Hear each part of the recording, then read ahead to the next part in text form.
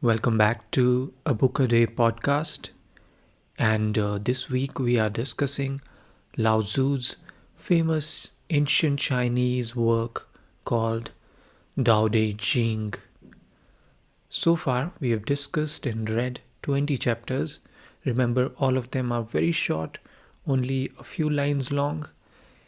And in today's episode, we are going to read and discuss chapter numbers from 21 to 30. And we'll continue to explore Taoism and what it means to find Tao or understand it. So let's start without any delay. We start with chapter 21, which talks about the nature of the Tao. Here we go. Let me read these lines from the chapter. It goes, "The great virtue follows only the Tao.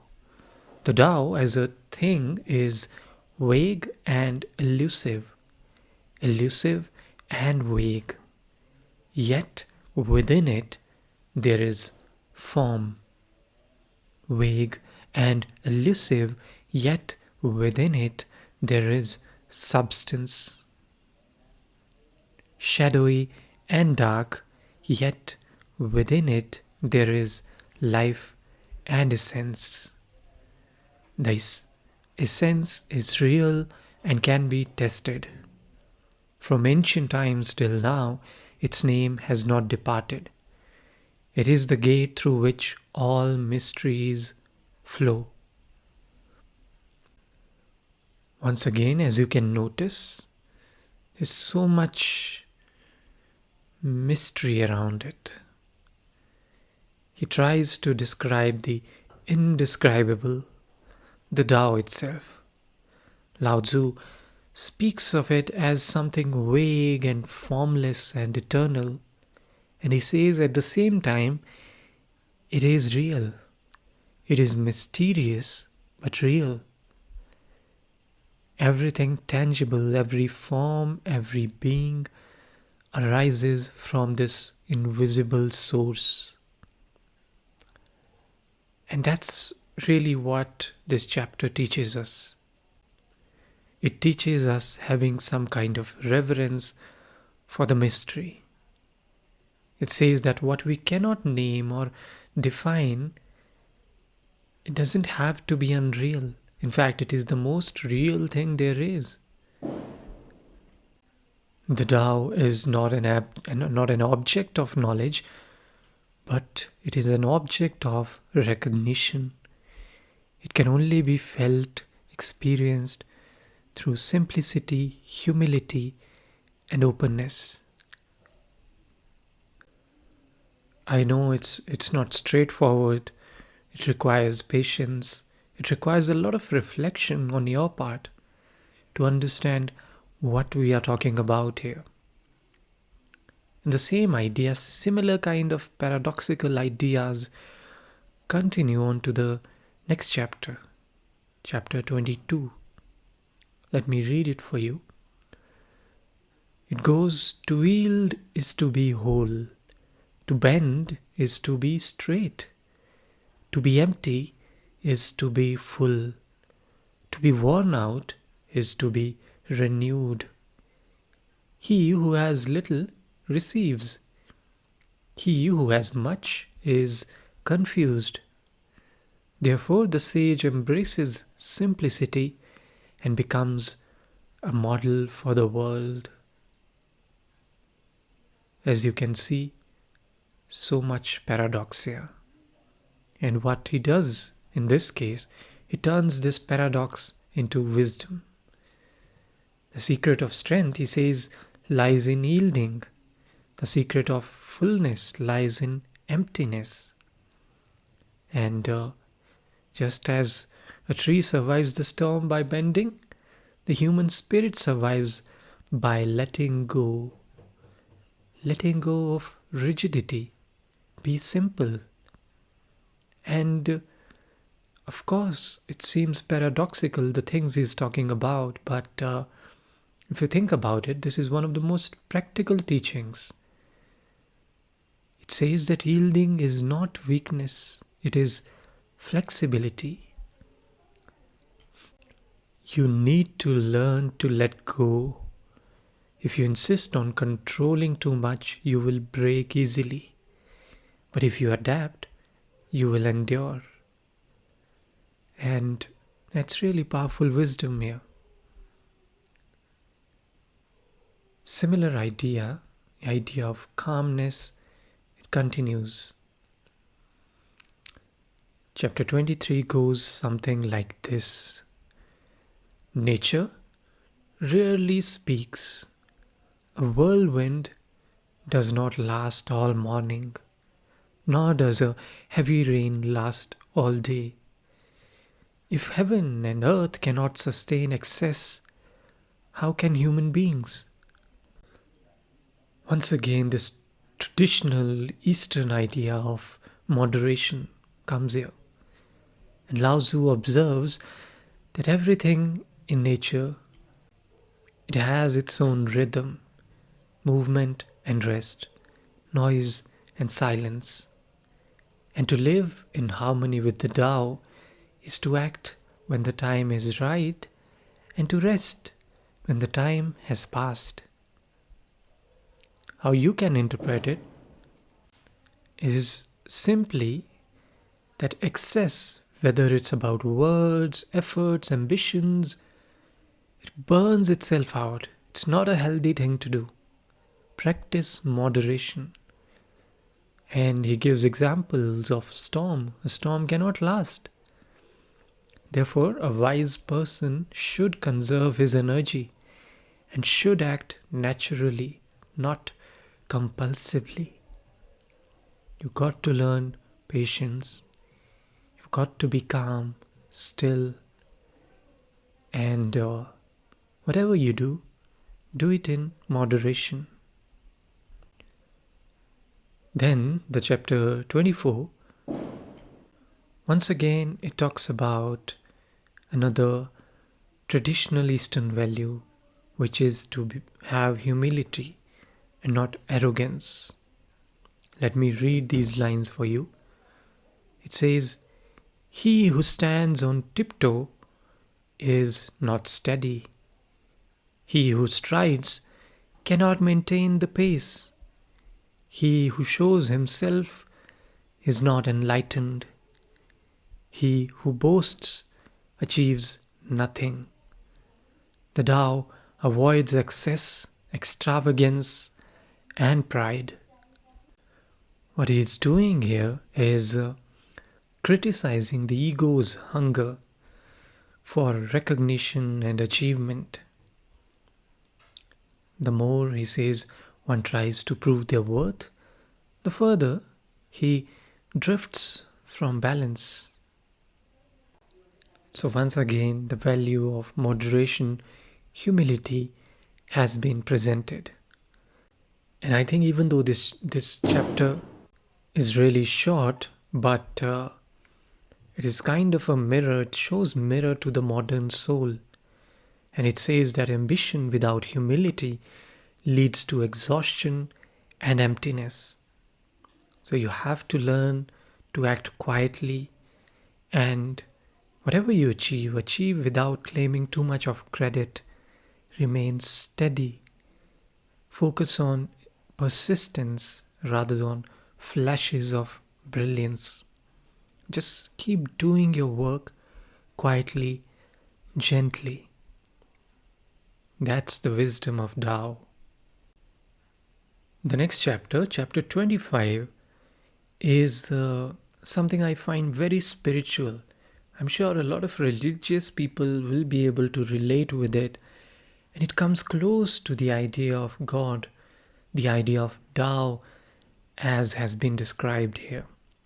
Let me read it for you. It says, "There was something formless and perfect before the universe was born, silent, vast, standing alone, unchanging. It is mother to the world. I do not know its name. call it Tao. Forced to name it, I call it great. Great means to flow on. To flow on means to go far. And to go far means to return. And as you can see here, Lao Tzu imagines this primordial Tao. It exists before heaven and earth. It is self-sufficient and eternal. All things arise from it and eventually return to it. It sounds very much godlike, isn't it? So Tao, he says, is both cosmic and intimate. It gives birth to the world, and yet it flows through every moment of life. And its greatness, it doesn't lie in domination, but in its endless, effortless movement. It just goes on, flows quietly, and returns. That's what we should aspire to do. Just flow gently. That is all. Then in chapter 26, this power of stillness, that theme continues.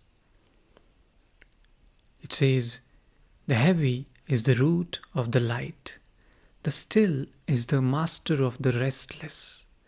Therefore the sage travels all day without leaving the heavy cart.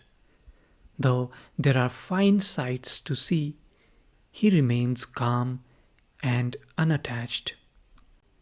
As you can see, here Lao Tzu suggesting that lightness, in terms of grace, movement, freedom, it must be rooted in something steady. Once again talking in paradoxes. Like a tree whose branches sway only because its roots are deep. And true calm comes from inner stillness. So the heavy here, it symbolizes depth and rootedness, centeredness. A person grounded in their inner life is not easily disturbed by distractions or temptations. And that's something to aspire for. To be able to enjoy the world's beauty, but one should not lose oneself in it. As you can see, the Tao ideal is quiet. It's in humility. It is in stillness. Very much the center of Chinese or any of the other Eastern philosophies. Everything seems subtle here. And this subtlety goes on in chapter 27 as well. It talks about goodness. Let me read it for you. A good traveler leaves no track. A good speaker leaves no flaw. A good reckoner uses no tally.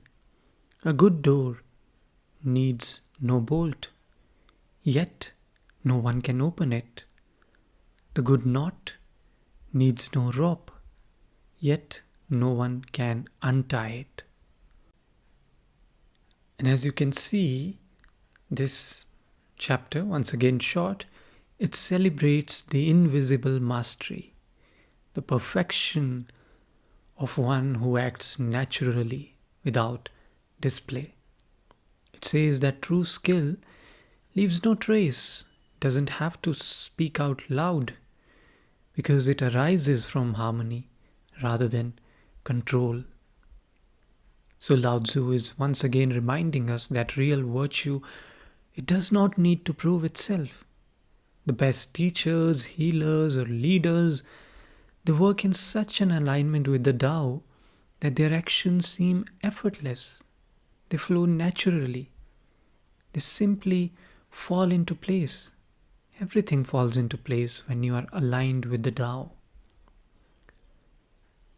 Then, chapter 28, we return to simplicity, the same simplicity that he keeps talking over and over again. He says, know the male, yet keep to the female. Be the valley of the world.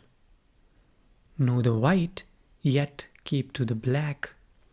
Be a pattern for the world. Know honor, yet keep to humility. Be the valley of the world. Return to the state of the uncarved block. Once again, yin and yang, opposites, but we have to balance them. That's the message, that's the meaning here. That strength and gentleness, clarity and mystery, honor and humility. We need to balance these opposites. So Lao Tzu's ideal human being is not one-sided, but whole, embraces both yin and yang, like the nature itself. You might have noticed this phrase uncarved block at the end. It kind of symbolizes original simplicity, the state before life cuts and shapes us into roles and identities which are very much artificial. To keep to the female or be the valley means to stay receptive, yielding, open, qualities that modern life often undervalues. But all these qualities, they connect us deeply to the Tao. Then chapter 29 once again talks about a spiritual idea. It is not talking about any kind of political philosophy here, just the spiritual philosophy. What I mean by that is in politics you try to change the world. In spirituality you try to change yourself. And it is the latter that chapter 29 talks about. What does it say? Let me read it for you. It says, "Do you want to take the world and improve it? I do not think it can be done. The world is sacred. You cannot tamper with it. Those who tamper with it ruin it. Those who grasp it lose it." So he's going against this idea of bringing a political change. He warns us against the arrogance of trying to fix the world or control the world. The Taoist vision of harmony, it arises from the respect for the natural order. You do not need to intervene. What we need to understand here, that he's not talking necessarily about passivity, but again he's talking about humility here. When we force change, we create imbalance. And that's what we must avoid, imbalance. We can participate, we can bring change, but we must try it while bringing balance into the world. The wise in